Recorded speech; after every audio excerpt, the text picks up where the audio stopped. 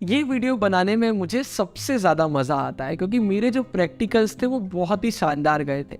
आप सब हमेशा पूछते हैं कि भैया प्रैक्टिकल्स में खुद को प्रेजेंट कैसे करना चाहिए कि एक्सटर्नल के सामने एक बहुत ही प्यारा इंप्रेशन पड़े।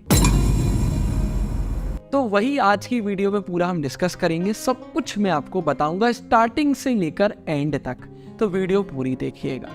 तो भाई ये जो प्रैक्टिकल्स है ना, इसकी शुरुआत होती है एक क्लास से, जहां पर आप सभी को बिठा दिया जाता है।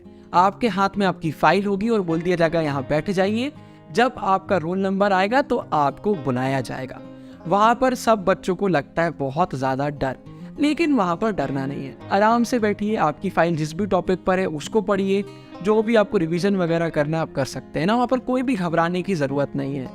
आखिरी में कुछ भी नहीं बदलता है। अगर आपने मेहनत करी है तो सब सही, नहीं करी है तो भी सब सही। तो आखिरी में टेंशन नहीं लेना है।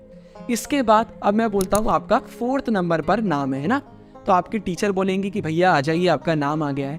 तो अपनी फाइल उठाइएगा और चेहरे पर एक शानदार स्माइल के साथ पहुंच जाइएगा। एकदम आपको जाना है। दूसरी क्लास में एक्सटर्नल बैठे होंगे। बहुत रेयर केस में ऐसा होता है कि आप ही की क्लास में बिठा दिया जाता है, नहीं तो एक्सटर्नल को एक अलग क्लास दी जाती है। आप क्लास में जब जा रहे होंगे तो एकदम बुलंद आवाज में आपको बोलना है मे आई कम इन सर या मे आई कम इन मैम। एकदम आवाज में पॉजिटिविटी दिखना चाहिए, एकदम डर नहीं दिखना चाहिए। ऐसा लगना चाहिए कि भाई इस बंदे को तो कोई डर ही नहीं है। एकदम बुलंद आवाज आपकी होना चाहिए। और ऐसा भी नहीं कि बुलंद के चक्कर में, अगर आप लड़के लोग ऐसा बहुत कर देते कि जोर जोर से चिल्लाने लग जाएंगे मे आई कम इन मैम, ऐसा नहीं करना है। बुलंद से मेरा मतलब है मे आई कम इन मैम, मे आई कम इन सर, मतलब एक पॉजिटिव आपकी आवाज लगना चाहिए। इसके बाद आप अंदर जाएंगे तो ऐसा नहीं है कि गए और वहां बैठ गए, नहीं। जहां पर भी चेयर है उसके बाजू में खड़े हो जाइए।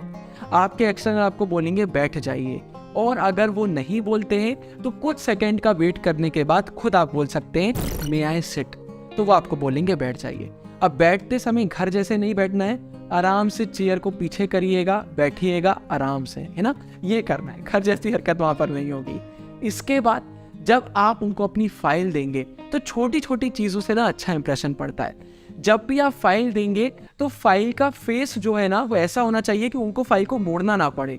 मतलब अगर कैसे समझाऊं, आपको बुक देना है मुझे, तो मैं बुक ऐसे दूंगा कि मुझे बुक मिली तो मैं सीधे खोल सकता हूँ। फेस मेरे साइड होना चाहिए। उल्टी बुक मत दे देना, उल्टी फाइल वहां पर आप मत दे देना। ये गलती बहुत लोग कर देते हैं, ये हमें याद रखना है। इसके बाद जब आपने फाइल दे दी है तो अगर वो आपसे अपना इंट्रोडक्शन पूछते हैं, फाइल का टॉपिक पूछते हैं, तो आप बताएंगे, नहीं तो चुपचाप बैठे रहेंगे। आपसे इंट्रोडक्शन नहीं पूछा मत दीजिए, उनके पास आपके नाम की लिस्ट है। उन्हें टॉपिक मत पूछा मत बताइए, जो वो बोलेंगे वही हम कर रहे होंगे। ये चीज़ आपको बहुत अच्छे से याद रखना है। इसके बाद ये भी याद रखिए, अगर आप इंग्लिश मीडियम के हैं तो आपको सिर्फ इंग्लिश में बात करना है। अगर आप हिंदी मीडियम के हैं तो आप हिंदी में करेंगे। और एक्सटर्नल पर भी डिपेंड करता है। आप इंग्लिश मीडियम से लेकिन एक्सटर्नल खुद हिंदी बोल रहे हैं तो फिर आप भी थोड़ा बहुत हिंदी यूज़ कर सकते हैं, लेकिन इंग्लिश में ही करेंगे, ज़्यादा बेटर रहेगा, क्योंकि आप एक इंग्लिश मीडियम के स्टूडेंट हैं या फिर हिंदी मीडियम के, ये आपको देखना है। इसके बाद वो आपसे जो पूछेंगे आप बहुत ही पोलाइटली आंसर कर रहे होंगे। लड़कियों को एक टिप मैं देना चाहूँगा, लड़कियाँ क्या गलती करती है, बहुत धीरे बोलती है। ये गलती मत, आवाज आपकी उनके कान तक पहुंचना चाहिए। ऐसे में ना एक गुस्सा आने लगता है एक्सटर्नल को, उन्होंने आपसे कुछ पूछा और आपने इतने धीरे पूछा कि उनको बार बार पूछना पड़ रहा है। लड़कियां आवाज थोड़ी सी इंक्रीज अपनी कर सकती हैं और लड़के थोड़ी सी कम कर सकते हैं। और ये मैं एक बहुत इन जनरल बोल रहा हूँ, ऐसा नहीं है सबके लिए। हो सकता है आपकी आवाज में आप तेज बोलते हो तो ये आपको खुद देखना पड़ेगा, लेकिन इन जनरल में बातें आपसे कर रहा हूँ तो ये करना है। आवाज एकदम विनम्रता होनी चाहिए। इसके बाद अब आपसे उन्हें जो भी क्वेश्चन पूछा आप आंसर करेंगे। अब यहाँ पर दो चीजें हो सकती हैं। कई बार तो यार ये हो जाता है कि उनने कुछ क्वेश्चन पूछा, अपनी आवाज तो तेज है लेकिन एक्सटर्नल की आवाज ही धीरे, सुनाई नहीं दिया। ऐसे में क्या करना है, धीरे से पार्डन, और थोड़ा सा एक्सप्रेशन करना भी जरूरी है। हाँ, थोड़ा सा कान आप आगे करेंगे, एक अच्छा एक्सप्रेशन हो जाता है। पार्डन सर, पार्डन मैम, तो वो रिपीट कर देंगे। ये आपको करना है। वो आपको फिर से क्वेश्चन बताएंगे, आप आंसर करिए। अब उन्हें कोई ऐसा क्वेश्चन पूछ लिया जिसका आंसर आपको नहीं बनता है तो क्या बोलेंगे, सॉरी आई डोंट। यहाँ पर ज़्यादा ज्ञान अपनी ज़रूरत नहीं करने की कि मुझसे इसका आंसर तो नहीं बनता है सर, लेकिन मैं उसका आंसर बता सकता हूँ। ये गड़बड़ी नहीं करना है।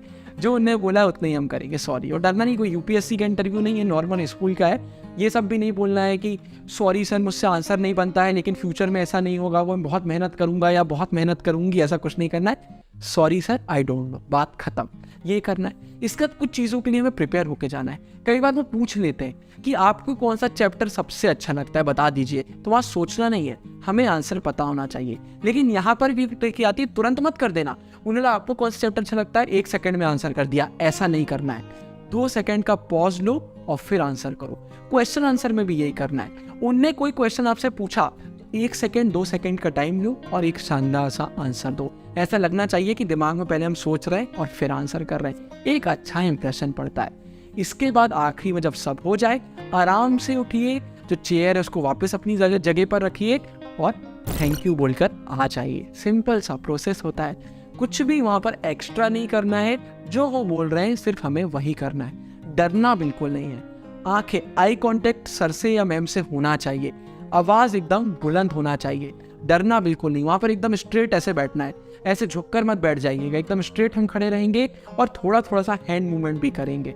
ऐसा नहीं कि बहुत ज़्यादा मूवमेंट हो रहा है जैसे मैं करता हूँ कि देखिए ये पॉइंट बहुत इंपॉर्टेंट है, ये चीज़ हमें याद रखना है। तो ऐसे थोड़ा थोड़ा आप सर के सामने या मैम के सामने हैंड्स का एक्सप्रेशन भी कर रहे हैं। ये हमारा आता है इस वीडियो का। वीडियो पसंद आई है तो लाइक कर दीजिएगा।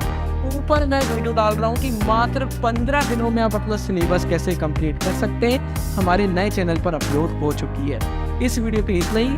कमेंट्स में आप डाउट पूछ सकते हैं। Signing off, bye bye.